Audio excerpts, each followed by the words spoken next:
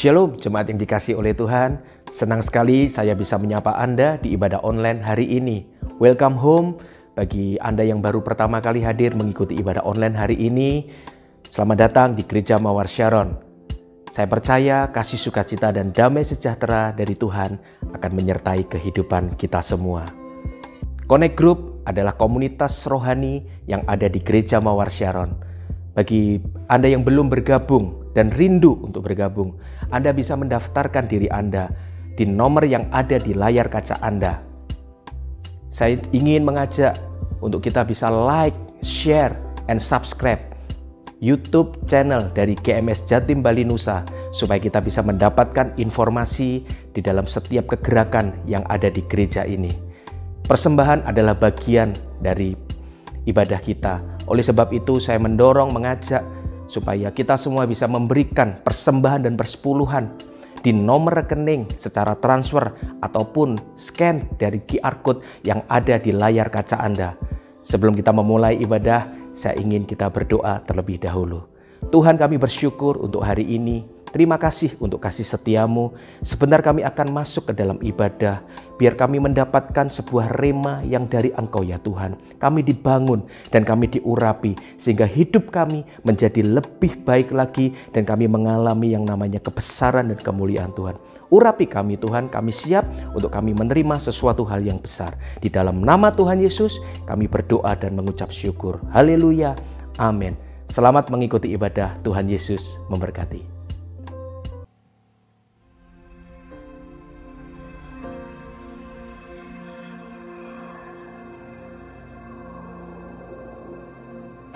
Orang yang suka memuji akan kuat roh doanya. Orang yang berdoa pasti berakhir memuji. Karena Allah bertata di atas pujian. Siapa memuji, Allah mengatasi hidupnya.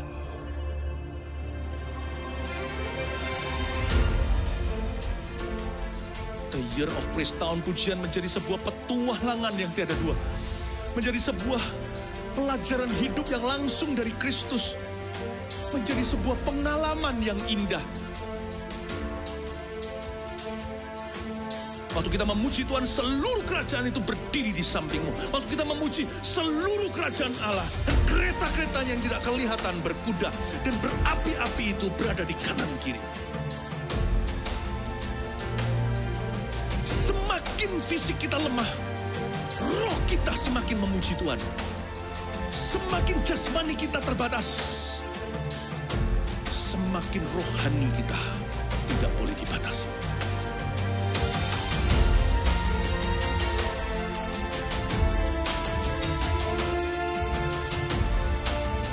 Welcome to the Year of Praise and Provision. Mari kita mengizinkan Tuhan merajut rancangan yang belum pernah kita bayangkan.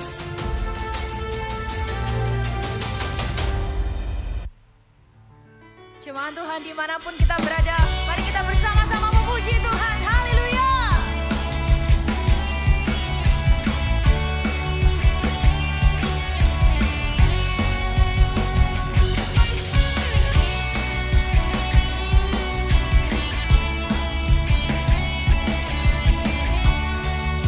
Bersama kita katakan, bangkit serukan nama Yesus. Bangkit serukan nama Yesus.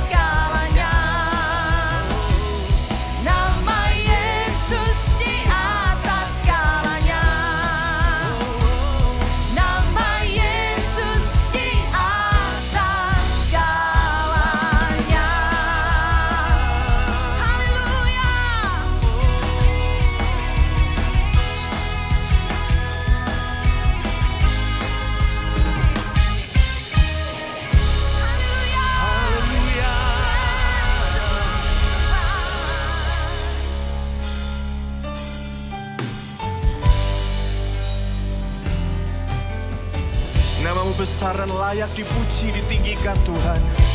Haleluya. Segenap hati kami tertuju padamu, mata kami tertuju kepadamu Tuhan.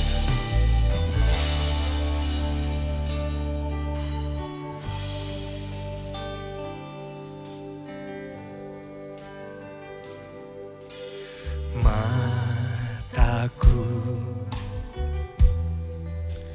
tertuju padamu, segenap hidupku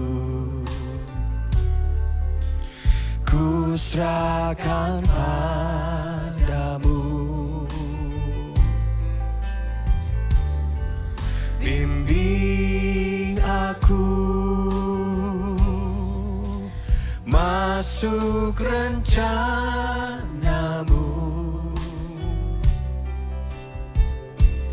untuk membesarkan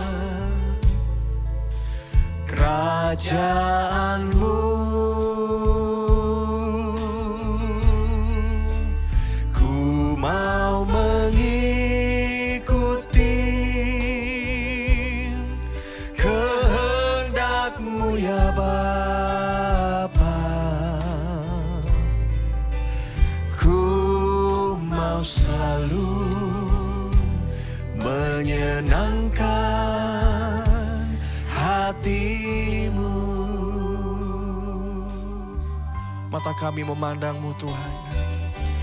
Mataku tertuju padamu,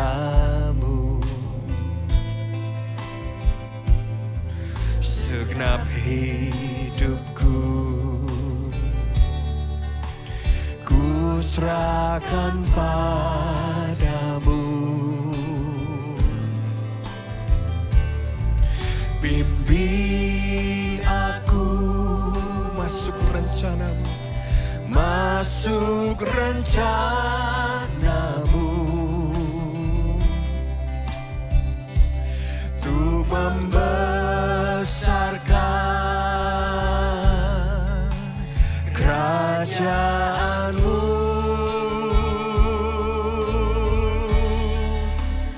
Ku mau mengikuti kehendak-Mu ya Bapa. Ku mau selalu menyenangkan hati-Mu. Sekali lagi kita naikkan pujian ini. Mata kami tertuju padamu Yesus. Mataku tertuju padamu, segenap hidupku, segenap hidupku ku serahkan padamu. Bimbing aku masuk rencana-Mu, untuk membesarkan kerajaan-Mu.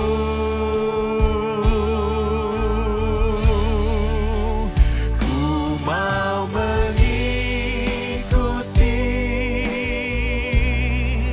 kehendak-Mu ya Bapa. Ini kerinduan kami Tuhan. Dan ku mau selalu menyenangkan hati-Ku, mau mengikuti kehendak-Mu. Ku mau mengikuti kehendak-Mu ya Bapa. Ku mau selalu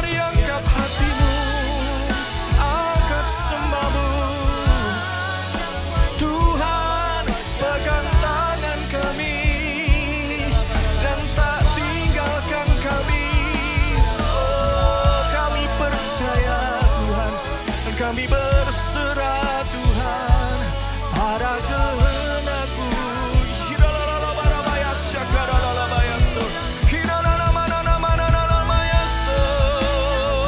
Kau Bapa yang baik.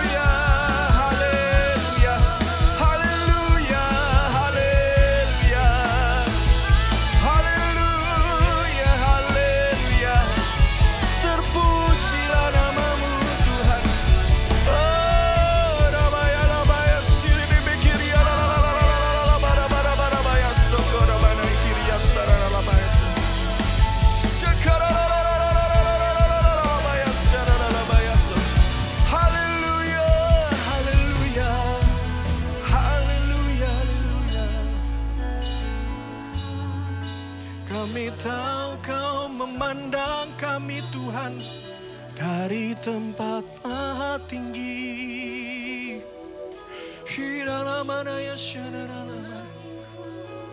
Mata Tuhan menjelajah bumi, melihat setiap kami di tempat kami masing-masing. Kami tahu Engkau ada bersama dengan kami Tuhan.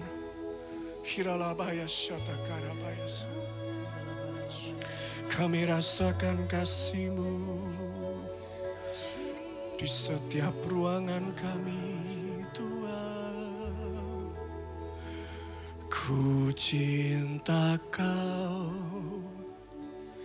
Yesus, ku puji Kau Yesus, ku sembah Kau.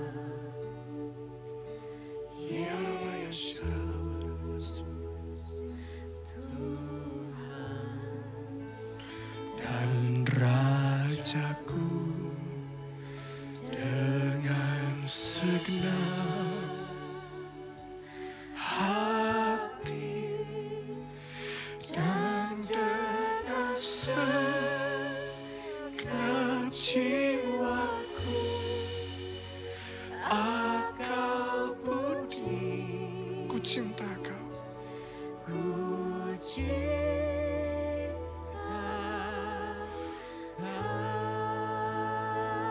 Mari naikkan pujian ini dengan segenap hati. Ku cinta Kau. Ku cinta Kau Yesus, ku puji Kau. Oh, kami nikmati hadirat-Mu Tuhan. Kasih-Mu mengalir. Segala apa yang segala apa. Tuhan dan Raja-Mu dengan segenap hati dan dengan segenap jiwaku, akal budi, ku cinta Kau. Mari nyatakan ku cinta Kau Yesus.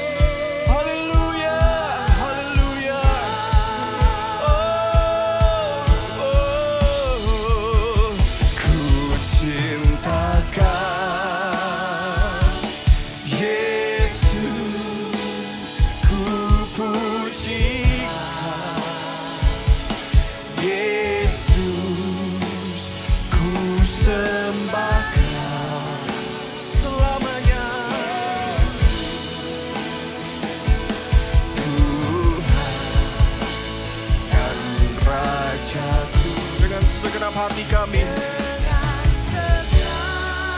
dengan kekuatan kami Tuhan, dan dengan segenap jiwaku, akal budi, ku cinta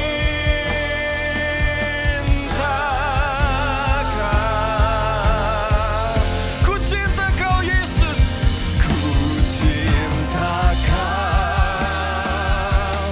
Yesus,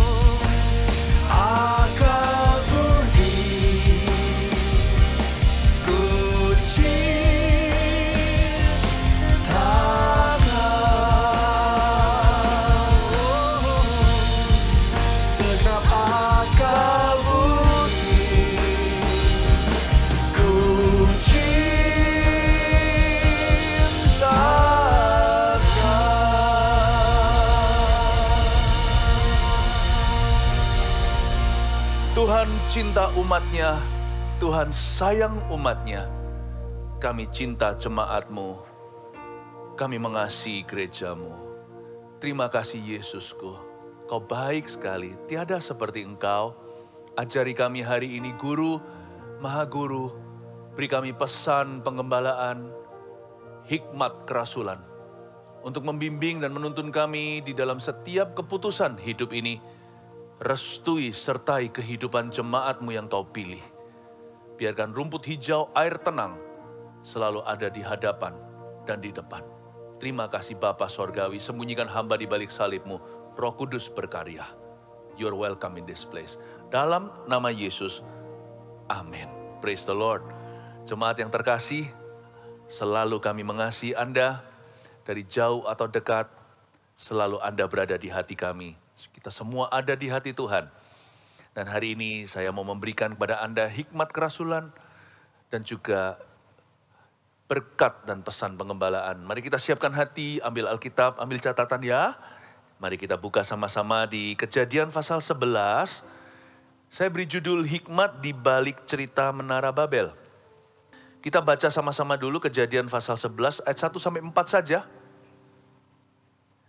Saya bacakan ya. Menara Babel. Adapun seluruh bumi satu bahasanya dan satu logatnya. Maka berangkatlah mereka ke sebelah timur dan menjumpai tanah datar di tanah Sinear. Lalu menetaplah mereka di sana. Mereka berkata seorang kepada yang lain, marilah kita membuat batu bata dan membakarnya baik-baik. Lalu bata itulah dipakai mereka sebagai batu dan tergala-gala, sebagai tanah liat. Juga kata mereka, marilah kita dirikan bagi kita sebuah kota dengan sebuah menara yang puncaknya sampai ke langit. Dan marilah kita cari nama, supaya kita jangan terserak ke seluruh bumi. Ayat pertama, adapun seluruh bumi satu bahasanya dan satu logatnya. Kejadian Menara Babel itu terjadinya sekitar 700 tahun setelah kejadian Nuh, yaitu air bah. 700 years later. Kelihatannya cukup lama, padahal bagi orang-orang purbakala itu nggak terlalu lama sih, karena mereka hidupnya lama sekali. Sebelum air bah, manusia itu hidup sampai umur 800-900 sekian. 900 sekian, hampir 1000, yang paling tua itu Metusela. Lalu setelah air bah, manusia hidupnya mulai semakin singkat, usia semakin pendek. Pendek-pendek pun itu 300-400 tahun. Nuh saja waktu masuk Bahtera dia umur 600. Jadi trauma tentang air bah itu masih kental di dada. Masih terasa sengatnya, masih belum jauh dari memori. Paling tidak hanyalah lewat satu generasi. Jadi kejadian itu terjadi di zamannya papa kita. Contohnya, ayah kita dulu bagaimana? Kita pasti mengikutinya waktu kita masih kecil ya kan? Papa dulu pernah miskin. Jadi kita merasakan hidup susah, itu kita masih terbawa-bawa. Jadi sebenarnya trauma air bah masih dirasakan di keturunan berikutnya. Belum lama yang lalu. Karena itu jangan heran. Segera mereka membangun gedung pencakar langit. Tujuan mereka bukanlah membangun gedung. Tapi mereka nggak percaya sama Tuhan. Di dalam otak mereka dan benak itu ada kata jangan-jangan. Jangan-jangan Tuhan akan menenggelamkan kami sekalian lagi. Apapun yang dibangun di atas dasar ketidakpercayaan, tidak akan ada restu Tuhan di dalamnya. Apapun yang kita lakukan demi kekhawatiran, tidak ada berkat Tuhan di dalamnya. Itu sudah salah dari awalnya, udah salah kaprah. Makanya itu firman Tuhan berkata di Perjanjian Baru, tanpa iman kita nggak bisa menyenangkan Tuhan, Ibrani 11. Hanya lewat imanlah kita bisa menyenangkan Allah. Apapun yang dibangun tanpa iman, Paulus pun mengajarkan dalam surat-suratnya. Makan minum pun dengan iman. Apapun yang kita lakukan tanpa iman, kita berdosa kepada Tuhan. Dosa itu sebelum dilakukan sudah ada di hati. Dia ada di dalam lubuk hati orang yang tidak percaya. Dosa yang paling primitif apa? Bukan ambil buah terlarang. Itu manifestasi, itu beraksi. Itu actionnya. Tapi dosa itu dimulai dengan ini, ketidakpercayaan kepada Tuhan. Makanya kalau Roh Kudus datang, Yohanes mengatakan begini, ia akan menginsafkan dunia akan dosa. Karena dunia tidak percaya kepadaku. Dosa nomor 1 itu unbelief. Tidak percaya kepada Tuhan alias menaruh curiga. Pikiran negatif gak tanggung-tanggung, bukan terhadap sesama. Bahkan tidak terhadap diri sendiri, langsung kepada Tuhan. Kita negatif gitu sama Tuhan Yesus. Kita negatif sama Allah Bapa. Kita merasa bahwa Tuhan itu hendak menyimpan yang terbaik bagi dirinya. Tuhan itu selalu isi hatinya mau menguji kita dan mau mencobai. Makanya kita sering tuding sorga. Kenapa pencobaan ini? Sebelum Adam dan Hawa ulurkan tangan dan makan dari buah terlarang, hatinya sudah jatuh dari percaya dulu. Nah, ini yang terjadi sebenarnya. Karena mereka masih trauma dengan air bah. Mereka lupa Tuhan pernah berjanji. Berjanji di Kejadian pasal 8 ayat 21. Gak usah dibuka. Tetapi pada waktu itu Tuhan mencium harumnya persembahan Nuh. Dari hewan-hewan yang sudah langka itu, Nuh ambil hewan-hewan yang tidak najis. Clean animals atau hewan-hewan yang layak untuk dipersembahkan. Nuh mempersembahkan itu dan Tuhan mencium harum, bukan mencium daging tapi Tuhan mencium hati. Hati Nuh yang rela berkorban. Hati Nuh yang memberikan terbaik dari hewan-hewan yang langka dan binatang-binatang yang tinggal 1-2. Nuh mempersembahkan pada Tuhan dan Tuhan berkata, aku terharu. Aku tidak akan sekali lagi mengutuki bumi gara-gara manusia sekalipun niat hati manusia itu dari sejak kecilnya adalah jahat. Aku tidak akan lagi menenggelamkan dengan air bah seluruh bumi serta seluruh isinya. Tapi manusia tidak memegang Tuhan pada firman-Nya. Manusia memilih untuk meragukan. Manusia memilih untuk bimbang selalu. Nggak percaya sama janji Tuhan itu yang ditandai dengan pelangi. Pelangi itu bukan LGBT.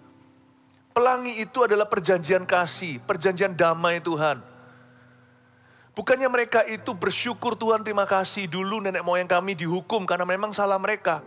Kami sekarang mau ikut Tuhan sungguh-sungguh. Enggak, malah membangun suatu trofi piala pemberontakan hati sekali lagi. Mereka malah membangun suatu tembok dengan Tuhan. Tembok itu namanya jaga-jaga. Dalam pikiran yang sudah diisi dengan jangan-jangan. Mereka malah mengusahakan independence atau mandiri dari Tuhan. Kami mau merdeka, kami proklamasikan lewat Menara Babel ini bahwa kami tidak takut dengan hukumanmu. Ayo silakan kalau air bah datang lagi, kami bisa panjat loteng ini. Kami bisa naik ke tempat tertinggi, kami tidak akan mati. Kok gitu ya? Pernah nggak orang tua yang disiplin anaknya nggak ngerti-ngerti? Ketika didisiplin, anaknya tidak paham mengapa dia dihukum oleh papa. Padahal harusnya kan dia merenungkan kesalahannya dan bertobat. Harusnya dia tidak mengulangi. Papanya padahal lo juga nggak pukul gimana, paling cuma pakai sesuatu, lidi satu biji saja. Saya tidak menekankan yang namanya hukuman fisik ya, jangan.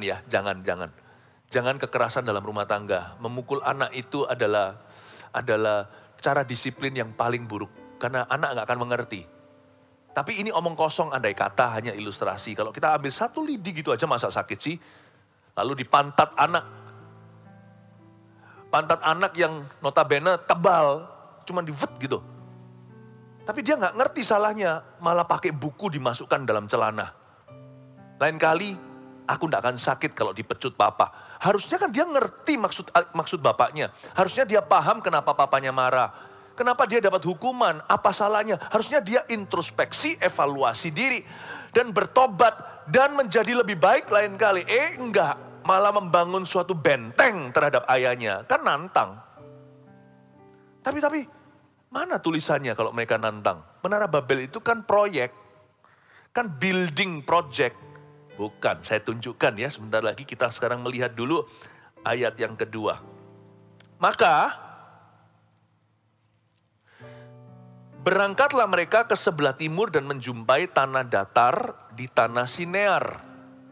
Tanah datar di tanah Sinear ini di area Babilonia. Jadi hari ini di dunia modern itu di sebelah Irak situ.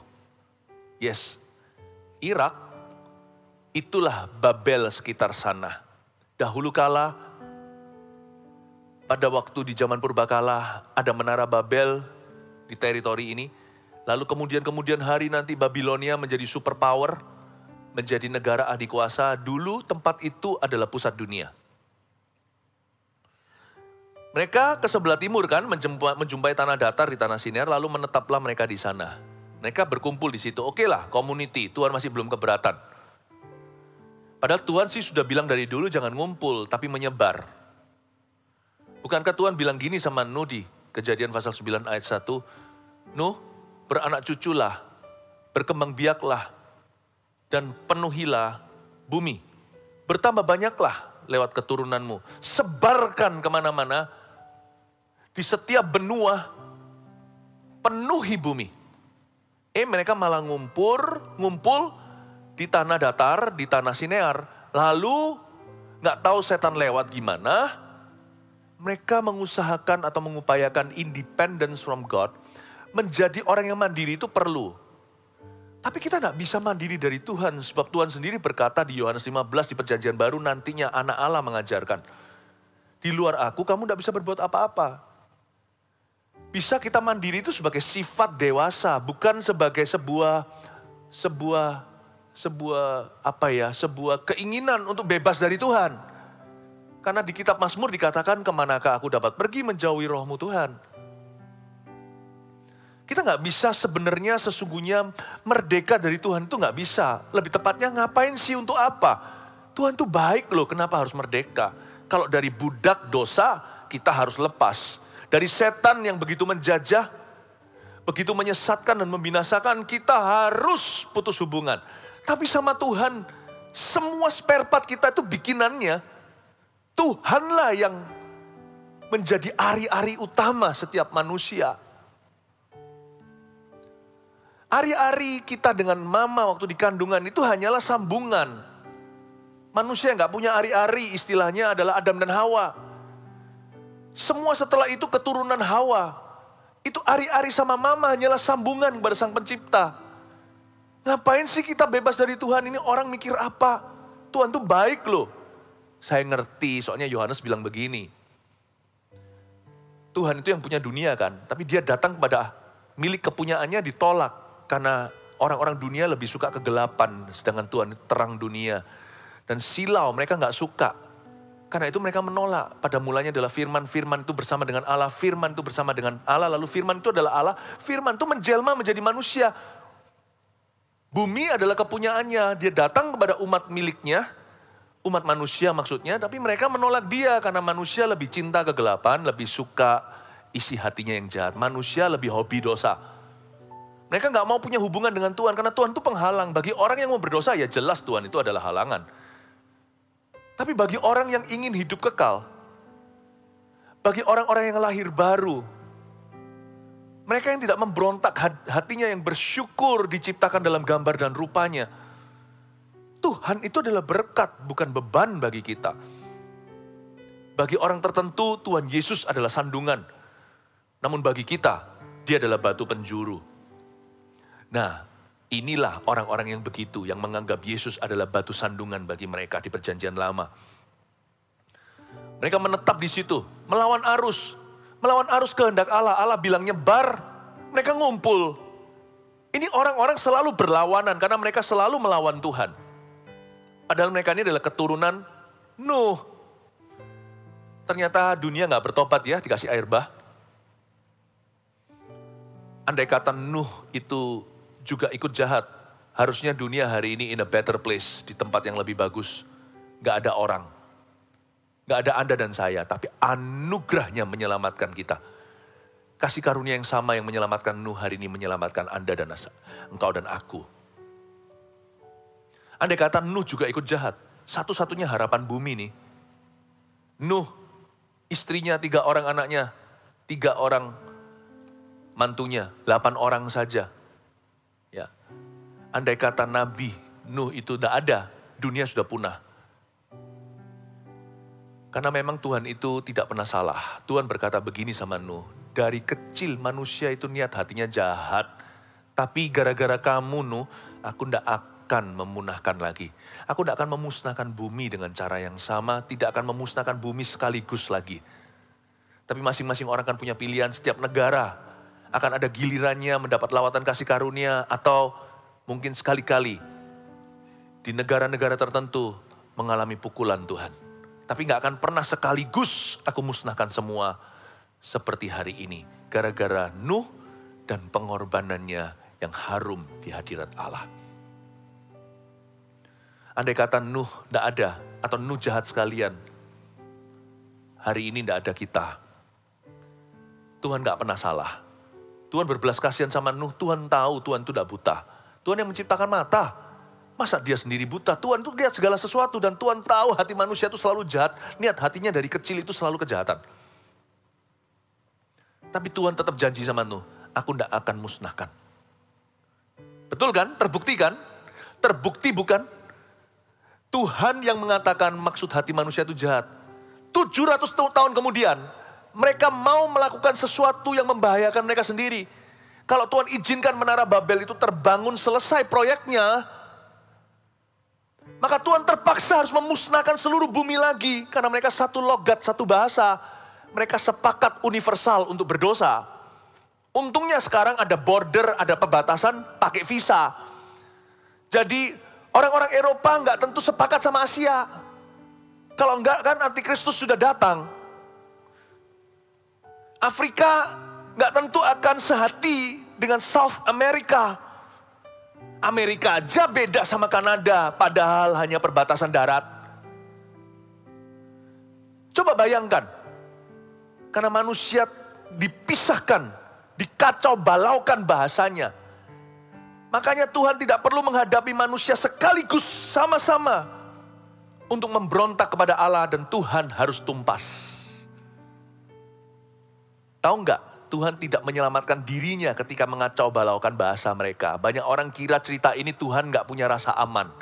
Takut-takut nanti mereka memberontak, Tuhan dilengserkan. Siapa bisa lengserkan Tuhan? Gak ada yang bisa. Itu loh, malaikat itu beribu-ribu kali lipat. Jauh lebih mulia, lebih berkuasa, lebih tak terbatas daripada manusia. Sekalipun mereka dibatasi ruang kerja. Malaikat yang paling mulia salah satunya dahulu, sekarang telah menjadi Lucifer. Menyeret sepertiga bintang bersama dengan dia untuk memberontak. Itu aja gak bisa sama sekali. Gak bisa menyenggol Tuhan.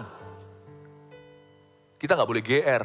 Kalau kita baca ini, kita terlalu percaya diri. Kita rasa Tuhan gak punya rasa aman. Tuhan bilang mari kita turun kacaukan bahasa mereka. Karena mereka ini kalau sepakat tidak ada lagi yang mustahil untuk mereka lakukan. Tuhan bukan selamatkan dirinya. Tuhan selamatkan kita. Kalau sampai Menara Babel ini kejadian, habislah semua. Today, hari ini, Anda dan saya sudah gak hidup di sini. Seluruh bumi akan mati. Karena dalam cerita Menara Babel, tidak ada Nuh lagi. Keturunan Nuh ini. Dihajar juga tidak bertobat, dipukul tidak berubah. Buktinya, hampir 1000 tahun kemudian mereka kumat. Saya ngomong gini seolah-olah kita rasan-rasan ya, ngomong orang lain. Padahal sebenarnya loh, inilah nenek moyang kita. Kita semua keturunan Adam dan Hawa. Kita ini punya potensi kambuh. Makanya itu, saya gak berani jauh. Saya gak berani jauh dari Tuhanku. Karena saya tahu di luar dia, aku gak bisa berbuat apa-apa. Don't strive for independence from God. Be more dependent malahan. Janganlah berusaha untuk mandiri dari Allah. Malah justru kita harus jadikan dia pokok anggur, kita carangnya.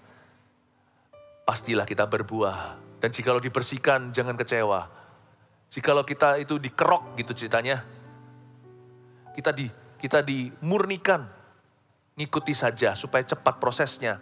Berarti Tuhan mau kita untuk lebih banyak berbuah. Dan mereka ngumpul di tanah Sinear. Di daerah situ Babilonia. Kumpul-kumpul di sana, Tuhan suruh nyebar. Mereka melawan arus, jelas-jelas Tuhan bilang penuhi bumi. Mereka tarik semua populasi, ayo bersama kita cari nama untuk diri sendiri. Ini dibangun di atas dasar keangkuhan. Ini bukan proyek-proyek building yang berkenan kepada Tuhan. Jadi jangan sampai berkata begini ya, jangan sampai salah tafsir, oh Tuhan itu menentang proyek bangunan. Enggak. Motivasi di baliknya itu loh yang Tuhan lawan. Yang Tuhan sama sekali benci adalah keangkuhan. Karena mereka berkata, mari kita cari nama. Supaya kita jangan terserak ke seluruh bumi. Kalimat terakhir di ayat 4 yang kita baca tadi. Let's find a name for ourselves. Untuk kebanggaanku. Untuk aku. Lalu kita lihat ayat 3. Mereka berkata seorang kepada yang lain. Marilah kita membuat batu bata dan membakarnya baik-baik. Berhenti. Kan kedengarannya baik. Guys, ayo kita buat batu bata yuk. Produktif kan? Kan gak apa-apa. Kedengarannya fine saja. Dan kita akan membakarnya baik-baik. Terlalu sering hari-hari ini kata excellence atau excellent spirit itu didengungkan di tembok-tembok gereja. Di mimbar-mimbar. Pokoknya excellent. Bagus sih. Kelihatan kedengarannya baik karena mereka mau membuat batu bata dan membakarnya baik-baik. Namun demikian ada 3 hikmat Tuhan kenapa Tuhan menentang proyek Menara Babel ini. 3 ini adalah hikmat yang bisa Anda terapkan dalam setiap keputusan. Dalam segala sesuatu yang Anda harus putuskan hari ini dan ke depan. 1, tidak semua ide yang baik itu dari Tuhan. Catat.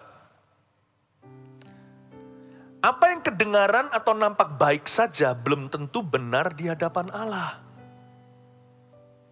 Karena mereka kan mau membuat batu bata.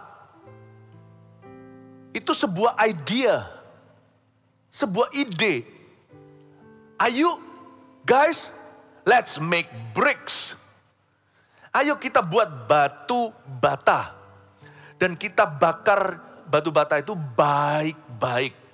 Let's do it wholeheartedly. Mari kita lakukan dengan segenap hati. Saulus dulu sebelum dia jadi Paulus juga dengan segenap hati menganiaya jemaat. Dia menganiaya orang Kristen termasuk membunuh Stefanus. Mengira bahwa dia sedang melakukan perbuatan baik kepada Allah. Untuk Allah.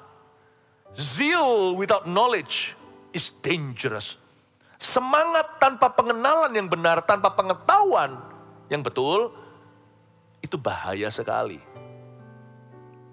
Tidak semua ide yang baik itu dari Tuhan. Catat itu. Jangan jadi orang yang lugu. Good idea, pasti dari Tuhan. Uji dulu karena itu nomor 2. Ujilah motivasi di balik setiap keputusan. Uji dulu. Ask the question why. Not just who, where, and what. Kalau dalam menguji hati ya, menguji motivasi, selalu tanya ini. Selalu tanya pertanyaan mengapa. Kalau kita ngalami pencobaan, pertanyaan mengapa itu merugikan. Mengapa Tuhan izinkan? Karena kita tidak dapat jawaban, kita kecewa. Karena pertanyaan mengapa nggak ada jawabannya ketika kita sedang dilanda suatu bencana. Tetapi kalau mau menguji motivasi hati, jangan tanya who. Dan jangan tanya what. Apalagi kalau kita sudah menggebu-gebu. Tuhan pun rasanya sudah kita beli dengan ambisi. Tuhan pasti restui. Tanya what, tambah kita tergiur. Andai kata contohnya kalau itu berurusan dengan keuntungan. Tanya where, malah kita tergesa-gesa ke sana. Kalau bisa sekarang juga, aku meraupnya. Kalau memang mau tanya, demi menguji hati, tanyalah pertanyaan mengapa atau why. Why you do this? Why you build this building? Mengapa engkau, tanya diri sendiri ya, mengapa aku membangun gedung ini? Mengapa kami membangun Menara Babel ini? Ini Menara Babel atau Menara Doa? Jujurlah, ketika kita sungguh-sungguh menimbang-nimbang, jangan sendirian.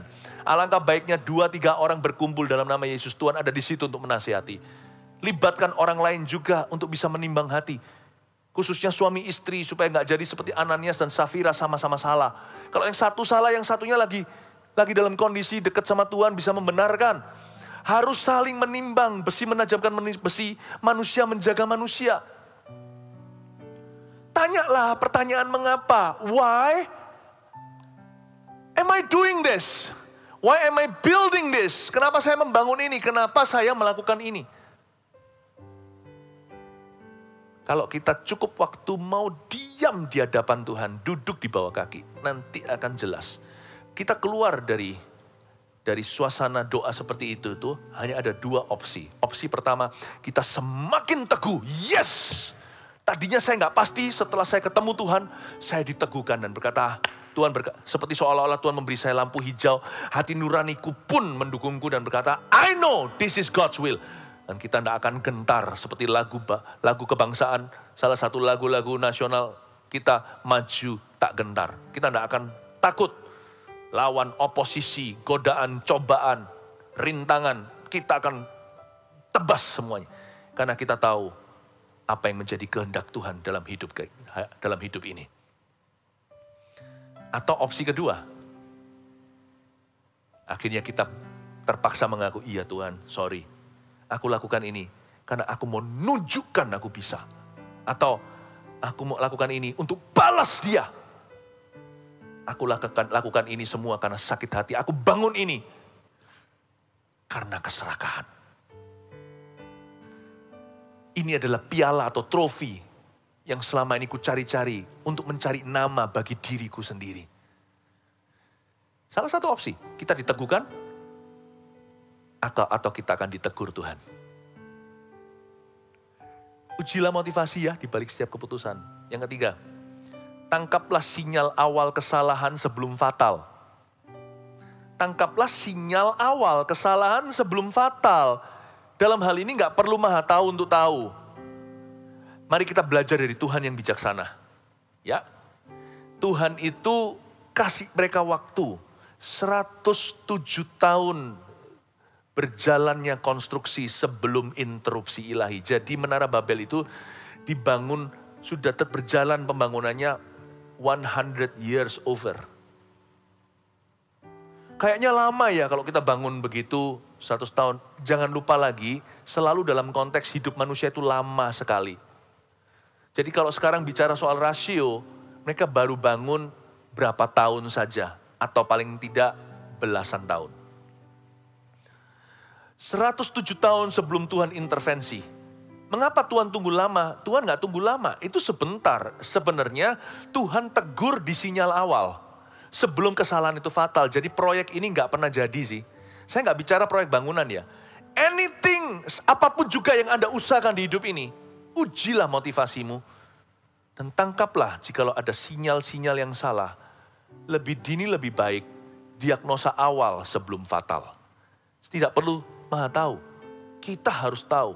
Dan Tuhan itu tidak membiarkan manusia sampai kronis. Sampai air bah kedua harus terjadi padahal Tuhan sudah janji. Tuhan tidak akan sih lakukan air bah. Bisa saja Tuhan akan hanguskan dengan api. Tapi Tuhan langsung turun tangan intervensi karena kasih. Demikian pula kita.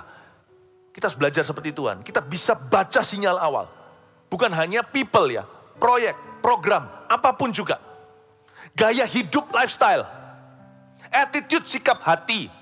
Keputusan kecil yang menuntun pada keputusan besar. Mencegah kebangkrutan. Dalam gegabah dalam mengambil keputusan atau ikut-ikutan sama teman. Harusnya kita sudah bisa melihat sinyal awal.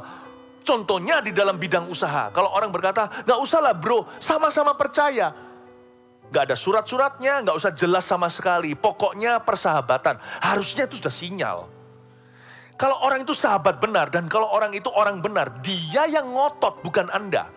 Dia yang takut mengelola uang orang kalau mamon tidak ada di hatinya. Dia yang akan mengejar Anda. Anda yang sungkan, gak apa-apa lah, gua percaya. Dia yang menjalankan, yang gak enak hati dan berkata, ini suratnya semua jelas begini resikonya. Dan kalau untung dibagi berapa, dia yang jelas, dia yang akan tiap hari telepon Anda. Ayo kita Baca klausalnya bersama-sama, term-termnya di muka. Sampai Anda berkata, ya sudah gak apa-apa. Terakhirnya Anda berkata, thank you ya untuk transparansinya. Untuk semua ini transparan. Itu baru sinyal bagus. Kan kita bisa lihat sinyal awal. Dari awal kelihatan something is off, sesuatu yang salah. Saya tunjukkan ya, salahnya di mana. Kita lihat ayat berikutnya. Kalimat berikutnya maksud saya. Kita baca lagi ayat 3. Mereka berkata seorang pada yang lain, marilah kita membuat batu bata dan membakarnya baik-baik. Oke. Lalu bata itulah dipakai mereka sebagai batu. Mereka bangun itu naik ke atas pencakar langit. Dan tergala-gala sebagai tanah liat. Tunggu. Kenapa pakai tergala-gala? Itu bahan waterproof seperti aspal. Kenapa bangun ke atas itu pakai bahan waterproof? Menurut saya disinilah cetusannya. Harusnya sinyal awal sebelum fatal. Kalau di situ ada orang benar, keturunan Shem, Ham, dan Yafet. Mungkin keturunan Ham semua Kanaan. Paling tidak kan keturunan Shem, ada orang baik. Harusnya baca dari awal. Guys, tunggu dulu. Aku gak mau tanda tangan ini. Atau aku gak mau ikut-ikutan itu. Sebelum aku melakukan keputusan ini. Berapa banyak orang masuk hubungan. Hubungan sesuatu. Hanya untuk membuktikan bahwa dia itu gimana. Atau membuktikan pada orang lain. Atau untuk membalas ex mantannya. Harusnya kita bisa melihat sesuatu itu kalau tidak real, itu terbaca dari awal. Tuhan tuh gak mau kita itu terjerumus atau terjerabab. Jangan sampai kita terjebak. Tuhan gak mau kita masuk ke lubang yang baru maupun lubang yang lama. Kok pakai waterproof? Kalau kita ada di situ, saya gak sok rohani ini. Dengan penuh Roh Kudus seperti hari ini, kalau saya ada di sana, saya akan tanya. Why waterproof material? Kalau itu sudah tingkat 20 ke atas. Ya mungkin kalau ground floor-nya ya saya ngerti. Kenapa sampai atas itu pakai tergala-gala sebagai tanah liat? What are you trying to say? Berpikiran kritis itu harus pada tempatnya. Kalau hal-hal yang harus percaya saja, percaya bukan berarti mati intelektualnya. Tapi kita itu salah. Kita tuh memikirkan hal-hal yang gak perlu dipikirkan. Dan kita gak mikir ketika harus mikir. Harusnya ada yang angkat tangan. Permisi. Kenapa tergala-gala? Kenapa pakai waterproof?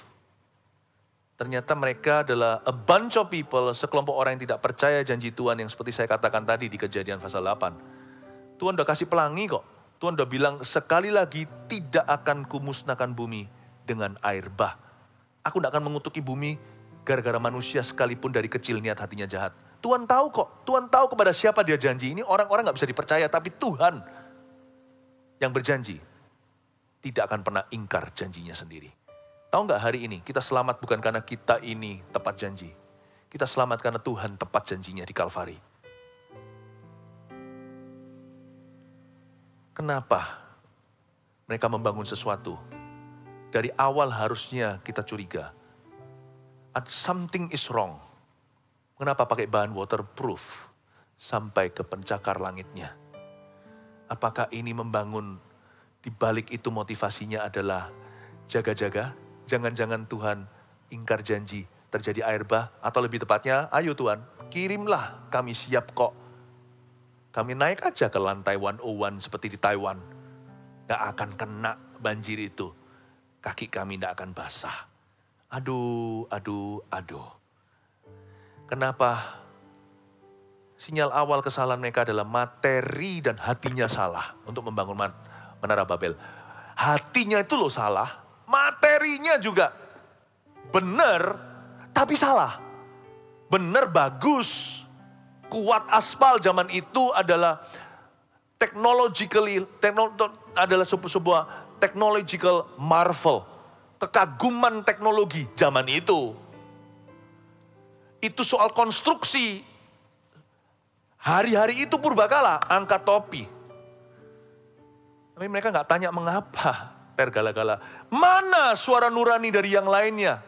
Mana keturunan Shem? Tapi Tuhan tuh bagus. Tuhan tuh hebat. Tuhan tuh luar biasa.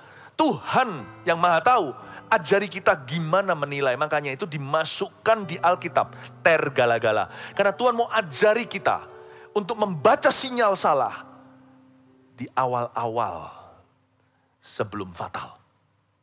Tuhan ajari kata tergala-gala di sini to teach us to be sensitive to the Holy Spirit. Untuk sensitif dan peka kepada Roh Kudus dan peka terhadap roh jahat. Peka terhadap roh manusia, membeda-bedakan roh itu ada. Ayat ini memberikan kepada kita sebuah pelajaran berharga bahwa seperti Tuhan, kita juga harus peka sinyal. Ya? Selain itu, ayat 4 sekarang, juga kepada mereka marilah kita dirikan bagi kita sebuah kota dengan sebuah menara yang puncaknya sampai ke langit. Dan marilah kita cari nama supaya kita jangan terserak ke seluruh bumi. Selain materi dan hatinya salah, apalagi yang salah? Visinya salah. Visi menara Babel itu adalah mengumpulkan. Baru saja, ini kan ayat 11, 2 pasal sebelumnya belum jauh, masih keturunan papa mama, masih di atas karena hidup manusia lama. Baru saja masih seputar zamannya. Meskipun sudah 700 tahun lalu, Tuhan berfirman kepada Nuh, beranak cucu dan bertambah banyaklah, penuhilah bumi. Dengan kata lain, spread out. Mereka malah berkata, mari kita bangun sebuah kota dengan sebuah menara yang puncak sampai ke langit. Mari kita cari nama. Oke, semua itu salah ya. Yang paling fatal di sini. Supaya kita jangan terserak ke seluruh bumi. Tuhan mau kita mempopulasi bumi. Kita tidak mau begini. Kita tidak mau begitu. Kita maunya begini. Mari kita semuanya kumpul supaya jangan terserak ke seluruh bumi. Saya sih curious atau penasaran siapa leader mereka ya. Ini antikris. Karena mereka anti arahan Kristus. Ini antikris di zaman purbakala, bukan antikristus di kitab Wahyu, di penutupan zaman. Tapi ini adalah wujud-wujud manifestasi-manifestasi kepemimpinan yang antikristus. Kristus bilang go, dia berkata no. Kristus bilang menyebar populasi bumi. Mereka berkata mari kita ngumpul supaya jangan terserak ke seluruh dunia. Saya kepingin tahu siapa leadernya. Nggak ditulis di Alkitab. Siapa diktator yang anti Tuhan ini? Dan dia berkata, mari kita cari nama untuk diri kita. Mari kita berkumpul supaya jangan terserak ke seluruh dunia. Visinya salah. Makanya Tuhan tidak berkati, proyek gak jadi. Bukan karena komunikasi mereka kacau, karena Tuhan tidak restui. Makanya kacau balau. Remember this. God is not for anything in your life that is against His will.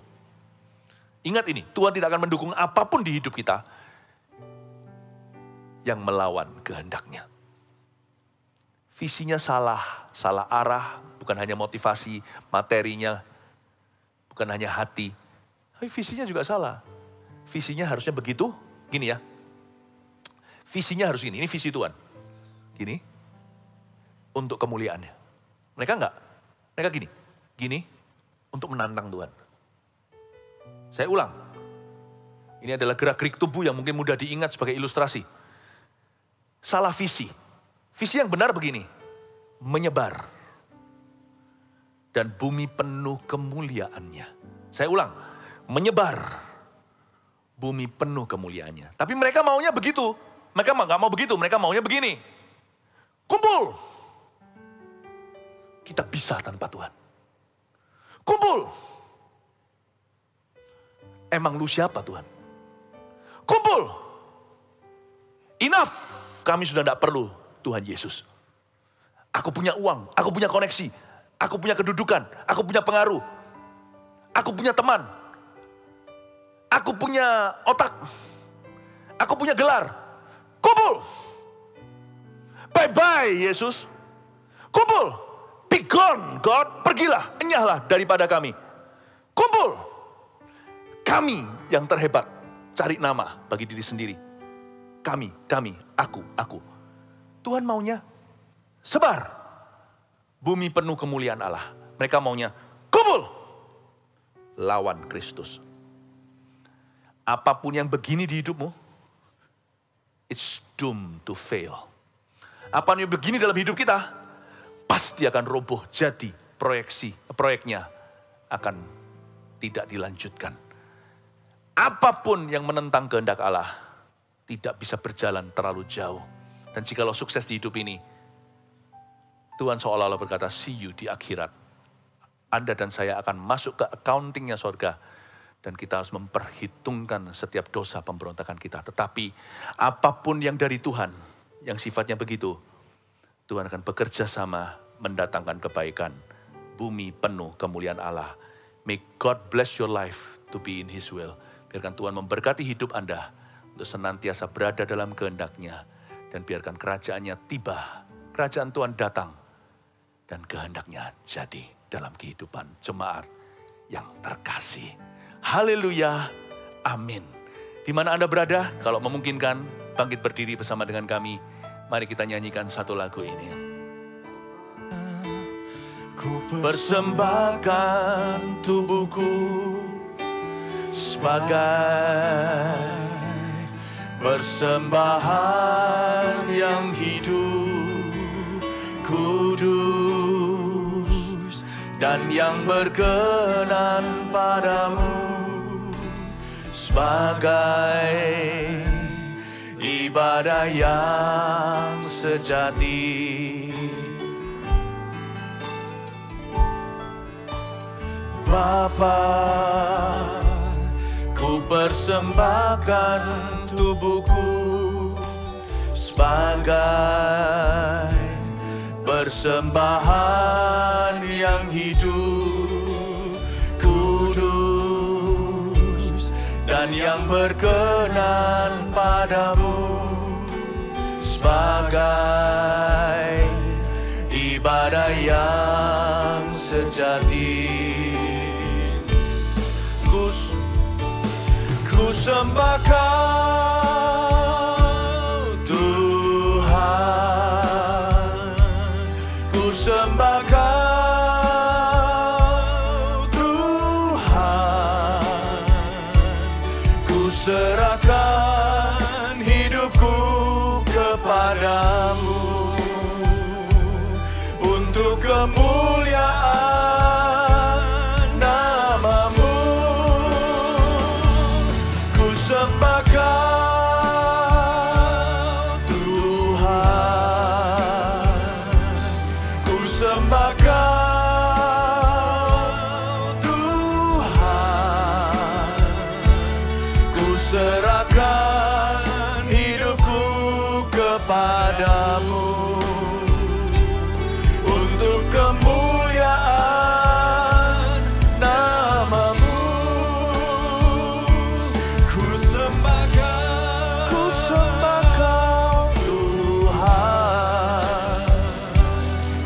Sembah Kau Tuhan, ku serahkan hidupku kepadamu untuk kemuliaan nama-Mu. Ku serahkan hidupku, ku serahkan hidupku kepadamu untuk kemuliaan nama-Mu. Ku serahkan hidupku kepadamu untuk kemuliaan nama-Mu. Mari kita serahkan hidup kita. Mari kita datang ke hadapan-Nya sekali lagi. Mari kita serahkan setiap proyek-proyek hidup kita. Serahkan perbuatan-Mu, maka akan terlaksanalah rencana-Mu. Mari kita serahkan perbuatan kita kepada Tuhan. Serahkan hidup kita kepada-Nya. Mari kita serahkan diri, serahkan hati.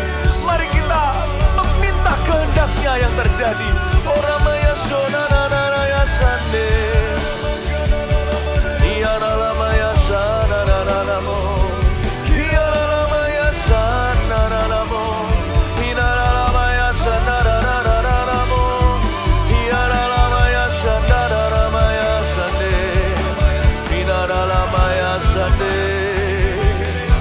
berdoa.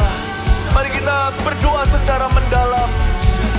Let's get into a deeper prayer. Mari kita minta dan mengundang hadirat Allah secara sengaja. Mari kita minta kerajaannya datang atas hidup kita. Kehendaknya yang jadi. Mari kita tundukkan hati, menundukkan diri. Oh haleluya, mari kita serahkan hidup kita. Setiap proyek kita, setiap pelayanan kita, pekerjaan kita, cita-cita, setiap hubungan kita, semua kepercayaan dan talenta. Serahkan perbuatanmu pada Tuhan. Dan minta Tuhan menguji hati dan motivasi. Minta Roh Kudus berbicara dan menerangi. Mari angkat suaramu, angkat tanganmu, angkat wajahmu. Ora maya sana na maya se. Ina na maya sana na mo. Ina na maya sana na maya se. Ina na maya sana na mo. Haleluya. Ina na maya sana. Ina na maya sana na mo. Ina na maya se. Haleluya. Haleluya. Haleluya. Akal budi ku cinta kau. Akal budi ku cinta kau. Haleluya. Engkau telah mengisi kami dengan hikmat-Mu. Di balik cerita Menara Babel kami jadi mengerti bahwa kehendak Tuhan yang harus kami cari terdahulu sebelum kami berbuat sesuatu. Terima kasih Tuhan. Akal budi, hati pikiran kami mengasihi-Mu. Terima kasih Yesus, materaikan firman-Mu. Sebentar di akhir ujung ibadah ini, kita akan mengembalikan persembahan persepuluhan. Sebab minggu ini adalah minggu ketika kita melakukan disiplin rohani yang diajarkan di dalam gereja dan firman. Tuhan Yesus, salah satu cara kami ya untuk melakukan kehendak Tuhan adalah lewat pemberian. Kami belajar untuk mengerti, ya Tuhan, rencana Tuhan dalam kehidupan kami termasuk keuangan. Kami kembalikan tidak dengan suatu harapan palsu. Kami memberi ini seolah-olah memiutangi Tuhan kau harus memberkati. Kami memberi karena kami sudah diberkati lebih dulu. Sekalipun mungkin sebagian dalam kesusahan, kami bisa belajar memberikan dari kekurangan. Tuhan terimalah persembahan kami. Kami mengembalikan persembahan persepuluhan ini sebagai langkah taat dan rindu untuk melakukan kehendak-Mu. Ingatlah umat-Mu ya Tuhan. Berkatilah hidup mereka. Dalam nama Yesus. Amin. Terima kasih Tuhan. Bapa, terima kasih. Bapa, terima kasih. Bapa di dalam surga, ku beri terima kasih. Mari kita berterima kasih pada Tuhan untuk hikmat-hikmat-Nya.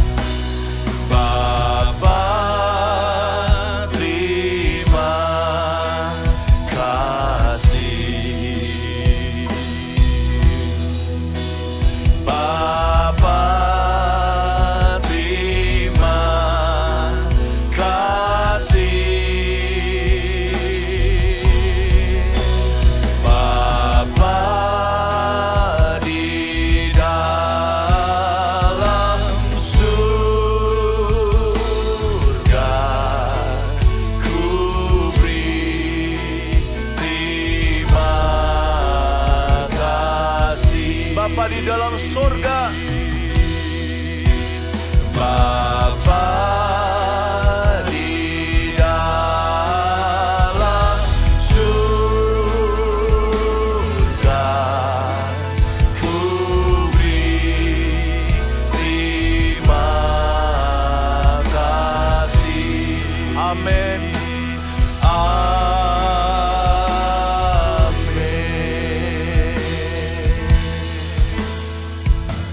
jemaat terkasih, kita mengangkat tangan. Terimalah berkat dari Allah Bapa, Putra, Roh Kudus. Dalam segala kasih karunia dan hikmat-hikmatnya yang tak terselami. Jadilah umat yang dituntun oleh Tuhan setiap hari. Terpujilah nama Tuhan untuk kebaktian hari ini. Di dalam nama Tuhan Yesus Kristus, segala kemuliaan kami kembalikan. Haleluya. Amin. Selamat hari Minggu. Tuhan Yesus memberkati. I love you. Ku angkat tanganku Yesus, memuji